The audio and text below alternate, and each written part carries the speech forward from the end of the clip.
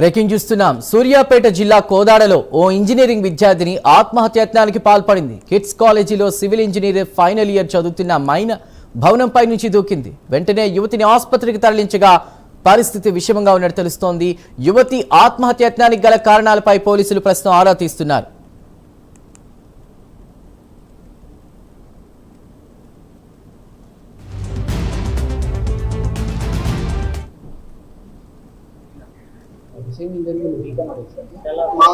College వాళ్ళు ఏమని చెప్పారు?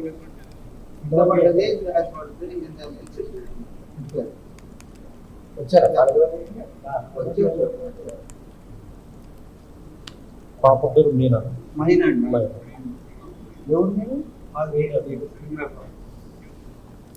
సూర్యాపేట జిల్లా కోదాడలో ఓ ఇంజనీరింగ్ విద్యార్థిని ఆత్మహత్యాయత్నానికి పాల్పడింది. కిడ్స్ కాలేజీలో సివిల్ ఇంజనీర్ ఫైనల్ ఇయర్ చదువుతున్న మైనా భవనంపై నుంచి దూకింది. వెంటనే యువతిని ఆసుపత్రికి తరలించగా పరిస్థితి విషమంగా ఉన్నట్టు తెలిసి ప్రస్తుతం దీనికి సంబంధించి కూడా పోలీసులు ఆరా తీస్తున్నటువంటి పరిస్థితి. ఇదే అంశంపై పూర్తి వివరాలు మా ప్రతినిధి శంకర్ అందిస్తారు. శంకర్, ఇప్పుడు ఆ విద్యార్థిని పరిస్థితి ఎలా ఉంది?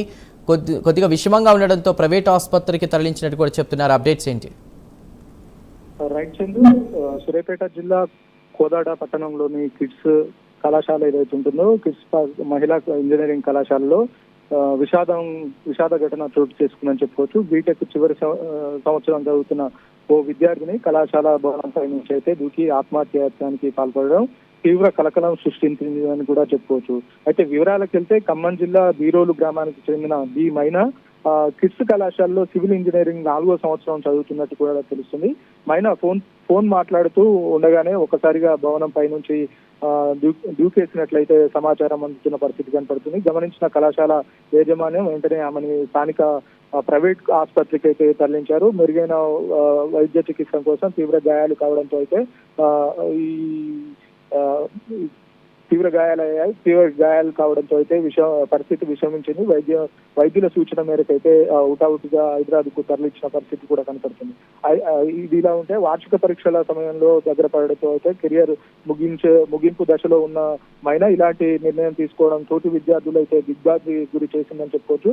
ఫోన్ మాట్లాడుతున్న సమయంలో జరిగిన ఈ సంభాషణ ఈ ఘటనానికి కారణమై ఉంటుందా, లేదంటే ఇంకేదైనా కారణమై ఉంటుందా అన్న కోణంలో కూడా పోలీసులు ఆరా తీస్తున్నారు.